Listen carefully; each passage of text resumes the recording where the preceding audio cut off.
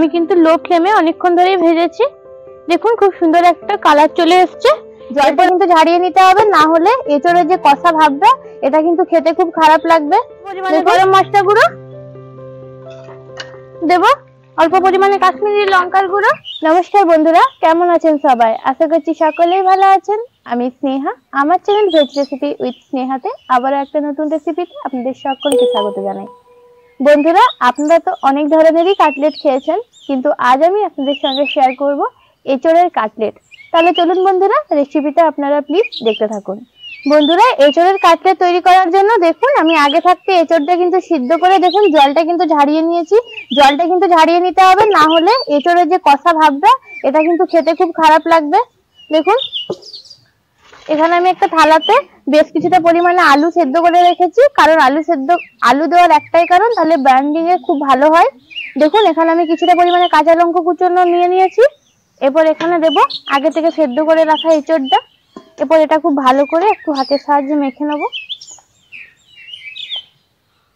Just একটু আধ ভাঙা করে নিচ্ছি। দেখুন এরপর এখানে আমি দেব বেশ কিছুটা পরিমাণে লবণ, স্বাদ মতো লবণ দেব। এখানে কিন্তু আমি আলুটার এঁচোড়টা লবণ দিয়ে সেদ্ধ করে রেখেছি। এরপর দেব বেশ কিছুটা পরিমাণে কাশ্মীরি লাল লঙ্কার গুঁড়ো। আগে থাকতে কিন্তু আপনারা দেখলেন আমি কিন্তু এখানে দিয়ে দিয়েছি কাঁচা লঙ্কার কুচনো। এরপর এখানে আমি দেব অল্প পরিমাণে গোটা গরম মশলা।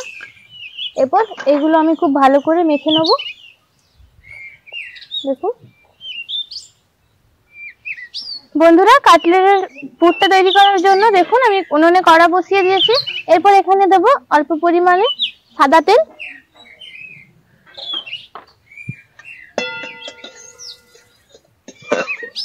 এরপর এখানে আমি দেব অল্প পরিমাণে হিং।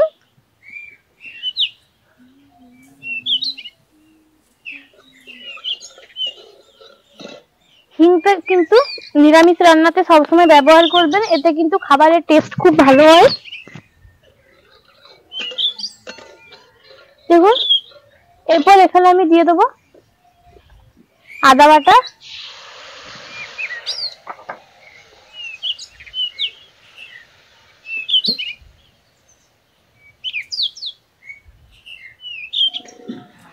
এটা আমি খুব ভালো করে ভেজে নেব। বন্ধুরা, আদাটা কিন্তু আমার খুব ভালো করে ভেজে নেওয়া হয়ে গেছে। এরপর এখানে আমি দেব আগে থেকে সেদ্ধ করে ম্যাশ করে রাখা এঁচোড়টা আর আলুটা।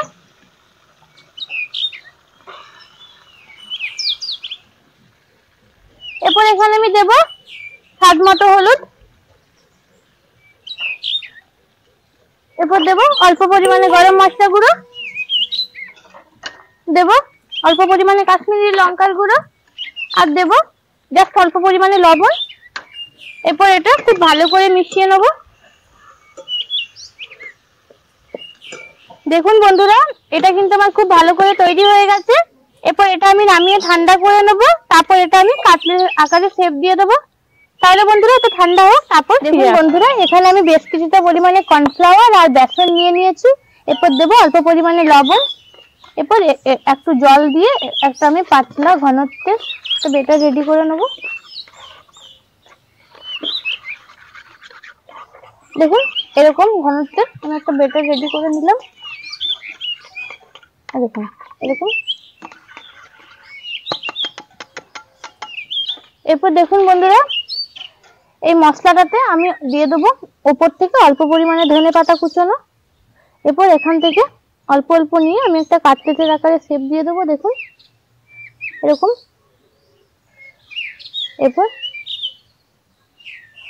দেখুন এরকম ভাবে নিয়ে প্রথমে এই গোলাটাতে দিলাম। এরপর আমি বিস্কুট গুঁড়োতে দিয়ে কোট করে নেব। দেখুন বিস্কুট গুঁড়োতে কোট করে নিয়েছি, দেখতেই পাচ্ছেন। এরপর এটা রেখে দেবো। একইভাবে দেখুন আমি আরেকটা করে দেখাচ্ছি। এরকম বেশ কিছুটা পরিমাণে মশলা নিয়ে নিচ্ছি, জাস্ট অল্প। এরপর আমি এখানে দিলাম। দেখুন এরপর একইভাবে এই বিস্কুট গুঁড়ো দিয়ে একটু কোট করে নেব। আপনারা চাইলে কিন্তু ডবল কোট করতে পারেন, কিন্তু আমি একবারই করব। দেখুন আরেকটা কিন্তু আমার একদম তৈরি হয়ে গেছে। একইভাবে বন্ধুরা আমি সবগুলো কাটলেট আগে তৈরি করে নিচ্ছি। দেখুন বন্ধুরা আমার তেলটা কিন্তু একদম গরম হয়ে গেছে। দেখুন এরপর আমি আগে থেকে তৈরি করে রাখা কাটলেট গুলো দিয়ে দেবো তেলের মধ্যে ভাজার জন্য। এরপর এটা খুব ভালো করে ভেজে নেব। দেখুন এগুলো আমি তেলে দিয়ে দিলাম। এরপর এগুলো আমি খুব সুন্দরভাবে কিন্তু ভেজে নেব। দেখুন বন্ধুরা আমার কাটলেট গুলো কিন্তু খুব সুন্দরভাবে ভাজা হয়ে গেছে। দেখুন আমি কিন্তু লো ফ্লেমে অনেকক্ষণ ধরেই ভেজেছি। দেখুন খুব সুন্দর একটা কালার চলে এসছে। এরপর আমি এগুলোকে নামিয়ে নেব।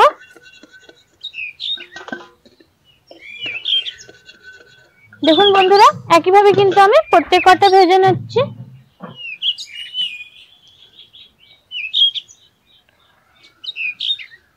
এগুলো কিন্তু সবসময় একটু লো ফ্লেমে ভাজার চেষ্টা করবেন, না হয় কিন্তু মানে ভেতরটা কিছুটা কাঁচা থেকে যাবে, ওপরটা কিন্তু একদম পুড়া পোড়া হয়ে যাবে।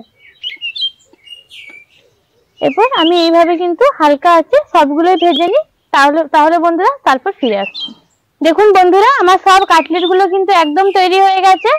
এরপর আপনাদেরকে আমি একটা ভেঙে দেখাবো। দেখুন কতটা ভালো হয়েছে ভেতরটা। দেখুন দেখুন দেখুন পুরো ইঁচড়টা কিন্তু খুব ভালোভাবে বোঝা যাচ্ছে। এটা কিন্তু খেতেও খুবই ভালো হয়। আপনারা একবার বাড়িতে তৈরি করে দেখবেন। আমি যেভাবে তৈরি করে আপনাদেরকে দেখালাম একদম সেম প্রসেসে বাড়িতে তৈরি করে দেখবেন। আশা করি আপনাদেরও খুব ভালো লাগবে। তাহলে বন্ধুরা আজকে এই পর্যন্ত। দেখা হচ্ছে পরবর্তী কোনো একটা রেসিপির সঙ্গে। ততক্ষণ পর্যন্ত ভালো থাকুন, সুস্থ থাকুন।